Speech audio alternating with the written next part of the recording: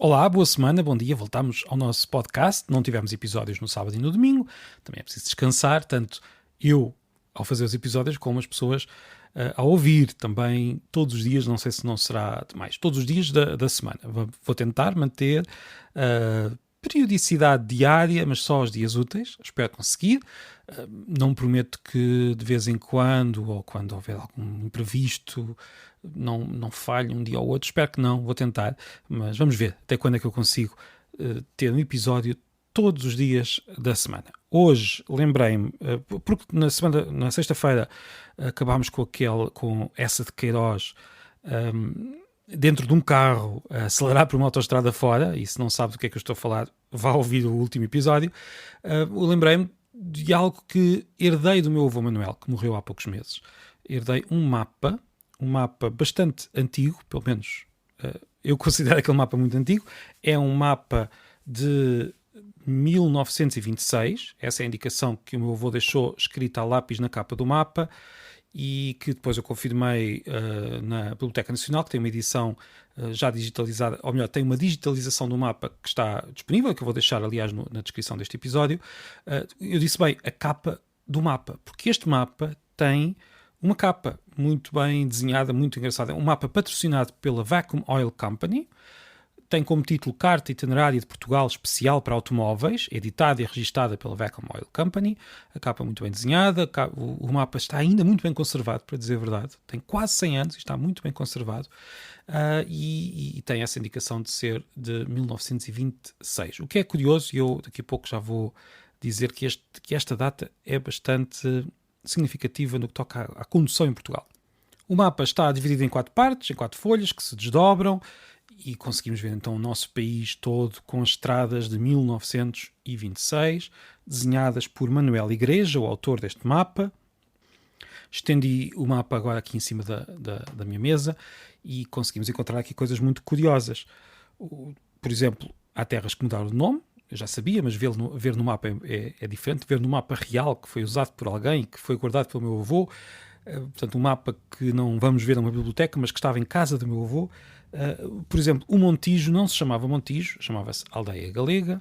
Depois há pequenas alterações ortográficas, por exemplo, Sintra e Sesimbra começavam por C de cão, e há muito mais destas pequenas curiosidades para quem olhar com atenção para o mapa.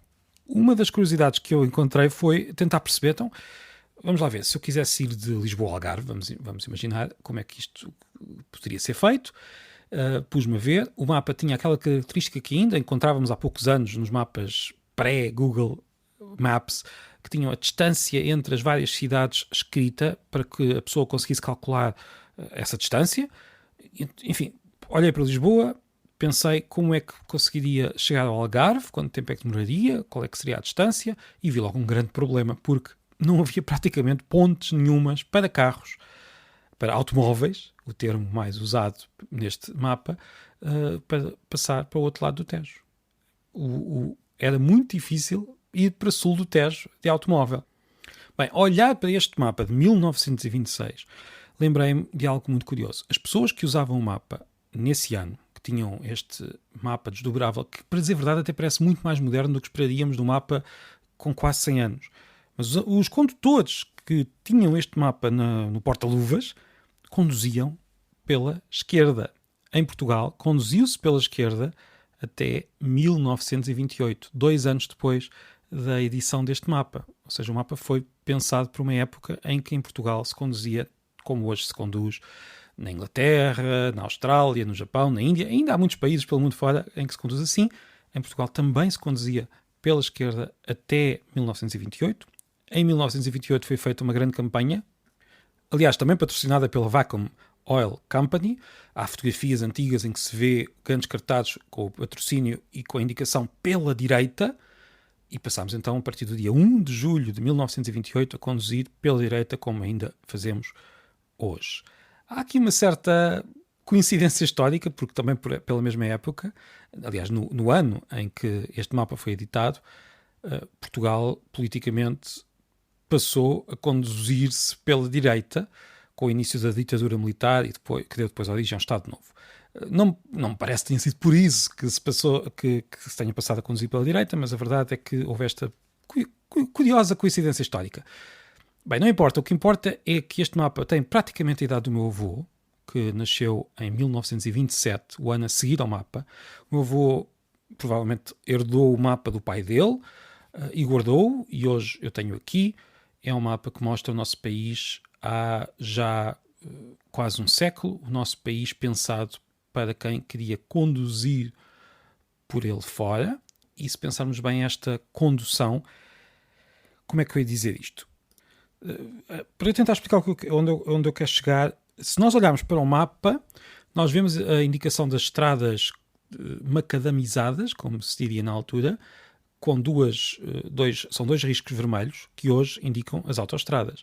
Portanto, o mapa parece mais atual do que é, porque nós olhamos para ele e vemos também muitos riscos ligados a várias terras importantes, com esta indicação que nós associamos hoje, com este formato que nós associamos hoje à autoestrada.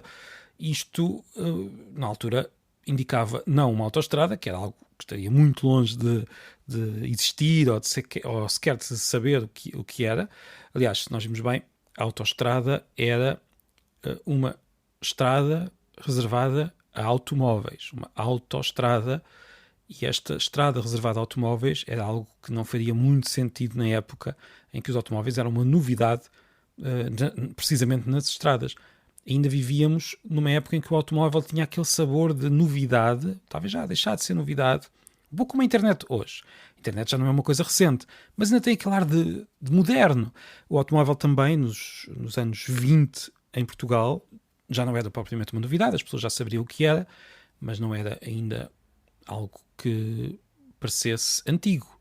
Tinha ainda aquela luz de modernidade. Aliás, talvez seja um pouco diferente da internet hoje em dia, porque o automóvel seria ainda algo que só algumas pessoas teriam, enquanto que a internet hoje já será um pouco mais universal. Não universal, mas um pouco mais universal. Bem, o que eu estava a dizer é que nós olhamos para o mapa e temos a sensação, de facto, que a pessoa que fez este mapa e de quem usava o mapa estava perante algo novo, estava no presente. E não esquecemos tantas vezes que as pessoas dos anos 20, 30... tinham aqueles automóveis e os automóveis não tinham ar antigo. Isto parece uma coisa óbvia, mas temos de pensar, temos de nos pôr nos pés de quem vivia naquela época, com este mapa na mão, com aqueles automóveis que hoje nos parecem clássicos dos clássicos, muito antigos, e perceber que para aquelas pessoas, tanto este mapa como os automóveis eram algo do presente, quase futurístico. Não havia minimamente a sensação de que estivessem a viver no passado do futuro. Não sei se me estou a fazer entender. Nós olhamos para trás no tempo e temos a sensação de olhar para a época dos anos 30, as imagens que temos são a preto e branco, quase que temos a sensação de que aquilo é naturalmente o passado, com letra maiúscula, e às vezes esquecemos-nos que as pessoas viviam no presente. Para uma pessoa da época, o automóvel era uma coisa... Aqueles automóveis eram do mais avançado que havia, era uma tecnologia muito recente, estavam a viver no futuro, como nós hoje temos a sensação quando temos algum tipo de tecnologia à nossa volta, estávamos a viver no futuro. Não sei se me soube explicar bem, é uma sensação estranha, mas há sempre um clique que se faz quando nós conseguimos perceber que as pessoas que estamos sempre que estamos habituados a associar ao passado não faziam a mínima ideia no dia-a-dia ou não estavam a pensar que viviam no passado. Não viviam, claro. Bem, talvez tenha sido uma grande prejuízo que eu acabei de dizer, mas foi o que me apeteceu dizer perante este mapa tão antigo, mas que parece tão presente aqui mesmo à minha frente. Já agora, há um livro, mas eu não vou dizer hoje, vou deixar para outro dia, um livro que fala precisamente sobre a história dos automóveis e de todos os meios de transporte, dizendo algo muito curioso neste livro. Houve uma época do século XIX onde a maior parte dos carros vendidos eram carros elétricos e nós ainda não chegámos agora no século XXI a esse ponto. Os carros elétricos ainda não são a maioria e já houve uma época no tal passado, em que os carros elétricos eram a maioria. Porque houve quando os automóveis começaram com 3 tecnologias diferentes. Mas isso é para um livro que eu vou deixar para outro dia, porque afinal se quer fazer um podcast diário, eu tenho que ter material para todos os dias e nem sempre era fácil. Hoje queria mesmo falar era deste mapa, um mapa que herdei do meu avô Manuel, um mapa onde encontramos claramente o nosso país, mas um país há 100 anos. há sempre esta vertigem do tempo quando encontramos as coisas coisas com esta idade, estes objetos que já passaram muito mais tempo, ou seja, são objetos mais antigos do que a grande maioria das pessoas. E pronto, por hoje é só isto.